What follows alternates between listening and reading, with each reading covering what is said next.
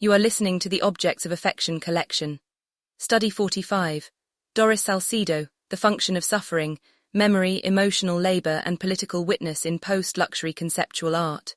The intellectual project centered on the post-luxury paradigm begins with the recognition of a profound intellectual and ethical vacuum at the heart of contemporary consumer culture. Traditional luxury, long defined by its outward display of wealth, conspicuous consumption, and reliance on overt status signaling, has undergone a critical conceptual erosion. This decline is driven by what the post-luxury thesis identifies as the scarcity paradox, in which the relentless corporate drive toward mass expansion and global accessibility has fundamentally destroyed the very rarity that traditional luxury purports to sell, leading to widespread consumer price fatigue. This intellectual collapse necessitates a new value equation that moves decisively away from the logic of possession toward a logic of being, a prioritization of narrative depth, intrinsic worth, and philosophical purpose over mere material opulence. The critique suggests that the traditional definition of function is too narrow, confined primarily to practical utility or aesthetic adornment. This narrow view fails to account for the profound human experiences, such as collective memory, the reckoning with trauma, and the imperative of political witness that constitute essential human labor. This function gap creates an ethical void within the global system of valuation, a void that post-luxury conceptual functional art seeks to address by expanding the very scope of the object's utility. The Salcedo thesis, elevating utility to transcendence. Doris Salcedo, Colombian, born 1958, emerges as a crucial philosophical architect within the post-luxury conceptual functional art canon, whose work systematically redefines the functional potential of the object. Her practice is deeply rooted in the fraught social and political landscape of her native Colombia, confronting the long history of civil conflict and violence with an elegance and poetic sensibility that balances the gravity of her subjects with subtle formality. Salcedo does not create works of violence, but works about violence, providing a representative voice for the conditions of the global South and challenging the detachment of the Western world. The central tenet of this study is that Salcedo's art offers a profound and necessary expansion of the functional aspect of post-luxury conceptual functional art. Her objects, often quiet and unassuming, possess a fierce utility because they perform essential, non-commodifiable, and enduring social labor, shifting their role from the practical to the commemorative. This conceptualization of function is not novel to post-luxury conceptual functional art. It aligns with analyses of other canonical figures, such as Mark Rothko, whose paintings were understood to function as a secular chapel for emotional contemplation, demonstrating that an object's utility can be purely conceptual or emotional. Salcedo extends this conceptual function into the realm of social justice, transforming art into a ritual tool for societies grappling with irreparable loss and trauma. The theoretical bridge, labor, time, and resistance to acceleration, post-luxury conceptual functional art as an economy of inalienable labor. The post-luxury conceptual functional art framework inherently challenges late capitalist systems where an object's perceived market value often becomes tragically disconnected from the authentic labor and human intention invested in its creation.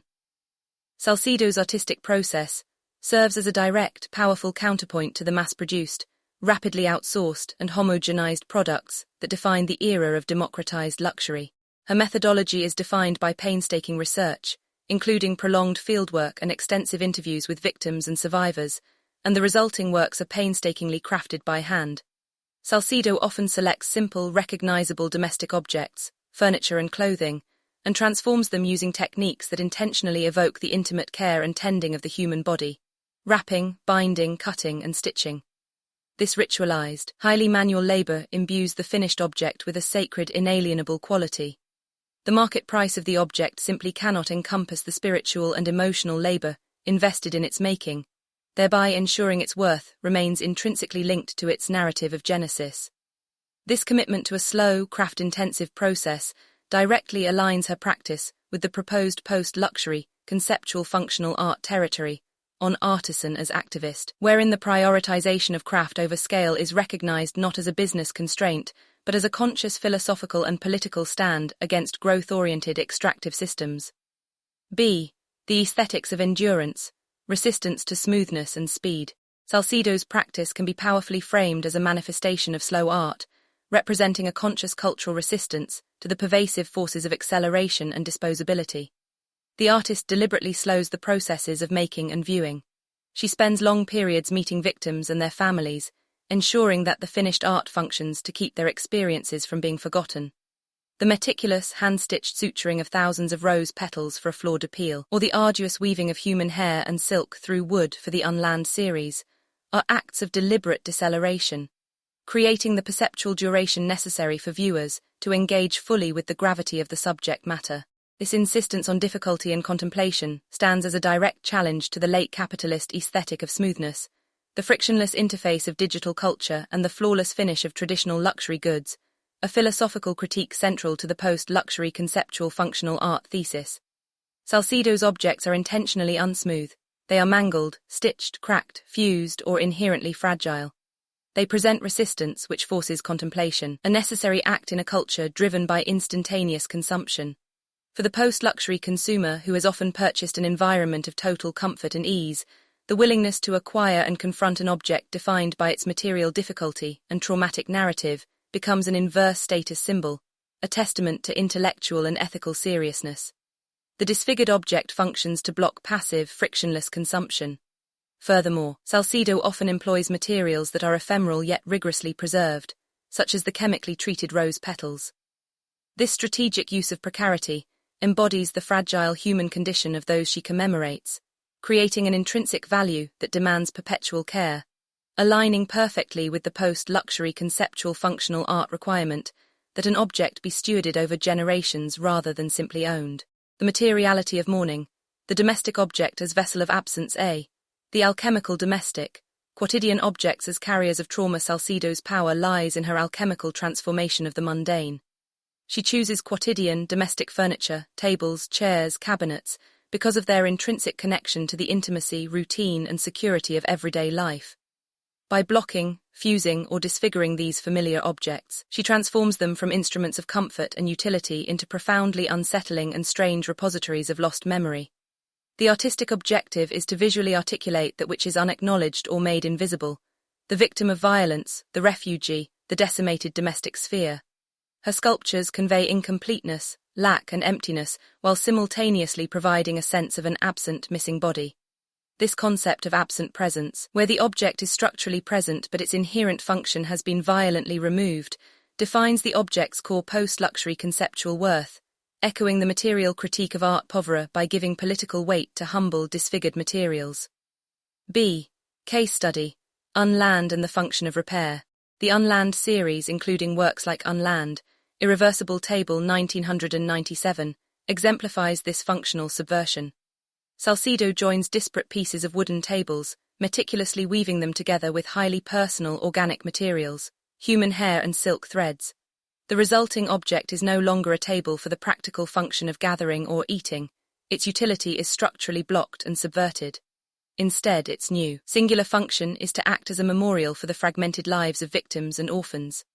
The densely covered web of hair and silk evokes a spine or a burial shroud, transforming the mundane surface into what has been described as a compelling, gauze-like wound. The meticulous labor of threading and stitching hundreds of individual hairs through the wood transforms the object into an act of physical and emotional labor, serving as a metaphor for the slow, arduous process of mourning and repair required to confront and live with trauma. C. Case study: The Untitled Chair series and Symbolic Silence. Salcedo's recurring use of the chair in works such as Untitled 2004-5 further underscores the function of discomfort and absence. These pieces present simple, worn chairs that are aggressively altered, fused together, or fabricated from jarring materials, such as forcing stainless steel to mimic painted wood. The disfigurement blocks the chair's fundamental utility, the ability to provide rest. By removing the possibility of rest or use, these chairs perform the function of marking absence. They commemorate the countless victims lost to political violence. These unsettling objects are a metaphor for the pervasive displacement and the loss of the domestic sphere that defines the experience of war. The chair, being at once familiar and strange, forces the viewer to confront the power wielded by those whose victims remain silent, and acts as a quiet, forceful repudiation of systemic injustice. This demand for ethical, sustained reflection rather than simple observation is the primary conceptual function of the work. Expanding utility. Function as ritual, remembrance, and political witness. The core objective of this study is to systematically prove the expansion of the post-luxury, conceptual functional art definition of function, moving beyond practical utility to encompass essential human labor. Doris Salcedo's major installations provide definitive evidence for this new functional paradigm, establishing the object's highest function as bearing witness. A. Function as ritual. A flawed appeal and emotional labor, the profound extension of function into the realm of ritual and emotional labor, is best demonstrated by a flawed appeal. 2013-2014. A room-sized tapestry or shroud, painstakingly constructed from thousands of hand-stitched, chemically preserved red rose petals. The object was created as an offering to honor a Colombian nurse who was tortured and murdered after providing care to wounded parties on both sides of the Civil War. Its function is explicitly commemorative and ritualistic, designed to reinstate the nurturing care of her subject's profession that had been so brutally inverted in her treatment by her captors. The process itself becomes the function. The laborious stitching is described as mirroring the act of suturing a wound. The resulting object embodies the immense emotional labor necessary to grapple with collective trauma, performing an act of remembrance that is both monumental and deeply personal. This demonstrates that conceptual utility, defined by the capacity to perform social and emotional care, can far exceed any material value. The material fragility of this improbable object necessitates rigorous conservation, transforming the object's stewardship into a perpetual, reparative act that honors the narrative of loss. B. Function as political witness. Shibboleth and the conceptual crack. Salcedo consistently frames her artistic production as a form of political witness.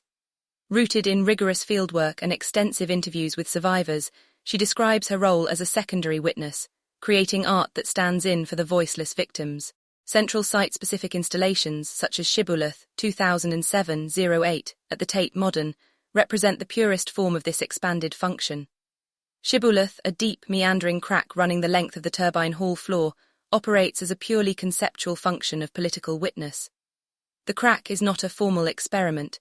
It is a manifestation of the history of racism and the unacknowledged division running parallel to modernity, representing the standoff between rich and poor, northern and southern hemispheres. The function of this intervention is to engage in systemic critique and confrontation. The crack's utility is to physically and psychologically divide the space of community, forcing the viewer to look down and confront discomforting truths about who is excluded from the celebrated space of culture and communication. The work's value is therefore located entirely within its power to act as a vehicle for political discourse, and to alter the discursive frames within which the political is negotiated, thus achieving conceptual utility. The objects and installations comprising Salcedo's canonical works systematically expand the definition of function within the post-luxury conceptual functional art paradigm, demonstrating that utility can be fully commensurate with social and political labor. The structural relationship between Salcedo's domestic objects and their expanded purpose can be categorized by the primary function they perform. The unlanded series of tables, which subverts domestic utility, gathering by weaving in hair and silk, achieves the function of commemoration and repair, primarily acting as a vessel for memory to embody the fragmented lives of orphans and bear witness to irreparable absence. Similarly, the Untitled Chair series subverts the practical function of seating/rest to achieve the function of marking absence and confrontation, serving as an instrument of memory that evokes the chaotic silence of the displaced and restores individual personhood. In contrast, a flawed appeal, the shroud of hand-stitched preserved rose petals, subverts the function of textile adornment to serve a ritual of reparation, primarily fulfilling emotional labor by performing an act of care and suturing that mirrors the nursing profession and inverts the violence inflicted upon its subject. Finally, monumental works like Shibboleth, which physically fractures the floor's structural integrity, achieve the function of discursive disruption, operating as a pure act of political witness that forces confrontation with systemic exclusion and unacknowledged histories of division. These examples show a consistent strategy of using the object's physical form to facilitate a non-material, yet essential, psychological or political function. Synthesis: the inalienable value of post-luxury conceptual functional art and the Salcedo legacy. A. Post-luxury conceptual functional art principles and the Salcedo material. Doris Salcedo's rigorous practice serves as a definitive case study for the entire post-luxury conceptual functional art thesis. Her commitment to honoring the individuality of each victim's experience ensures that her objects are saturated with meaning and authentic personal histories, fulfilling the post-luxury conceptual functional art mandate that value is derived from narrative depth, not price. Her practice is inherently a form of systemic critique as an artistic act. By providing a representative voice for the underrepresented global South and grounding her work in the harrowing reality of war, she consistently resists the superficiality and anonymity of the commercial art world. Her engagement is a refusal to content herself with a superficial approach, providing a material critique of the ruling capitalist ideology by focusing on the inalienable human consequences of conflict.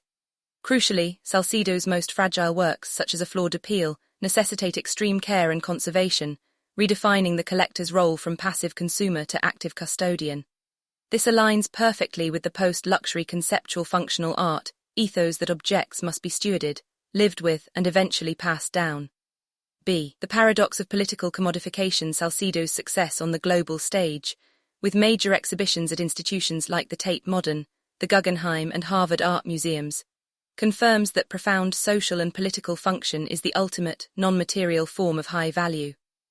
Although her works enter the high-value market, their core conceptual function, bearing witness to inalienable trauma, is structurally difficult to commodify. This represents a tactical mastery over the market. Salcedo's use of intimate material, such as human hair or hand-stitched petals, provides a tactical response to the dehumanizing effect of statistical violence. The material object, saturated with private memory, and the artist's painful, visible labor, bypasses the abstract language of official history, individualizing collective suffering. This process confers an inalienable value that resists the universalizing, commodifying flow of global capital. The buyer may acquire the physical object, but the burden of the witness, the labor of conscience, remains intrinsic to the work and non-transferable. Furthermore, the physical nature of her work elevates the commitment required for acquisition to a new level. The extreme fragility and material complexity of works like A Fleur de Peel demand institutional commitment not just to purchase, but to continuous, high-level, and often expensive stewardship and conservation. Conservation experts at Harvard acknowledged that the work was entirely outside the realms of what I've experienced before. The acquisition of such a piece by a museum is therefore a public commitment to perpetual maintenance. This institutional burden of care serves as the ultimate validation of the object's conceptual function. The true value is validated not by the acquisition price, but by the necessary, ongoing cost of performing the reparative labor required to maintain the narrative and the material fragility over time. Doris Salcedo and the definitive function. Doris Salcedo's body of work provides the conclusive evidence necessary to validate the core thesis of post-luxury conceptual functional art. That the ultimate function of an object in the post-luxury age is not utility or status, but meaning, defined by its capacity to perform essential human labor. By systematically transforming domestic objects through processes of slow, visible and ritualistic labor, Salcedo redefines function, elevating it beyond the practical and aesthetic into the spheres of emotional labor, memory and political witness.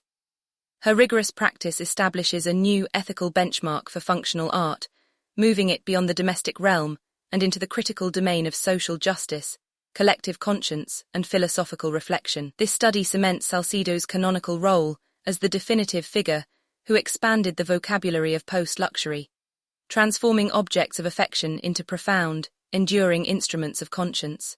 The remainder of this study continues at objectsofaffectioncollection.com. This has been a study from the Objects of Affection Collection, a critical art research institution operating under the framework of post-luxury conceptual functional art. Read the full research at objectsofaffectioncollection.com.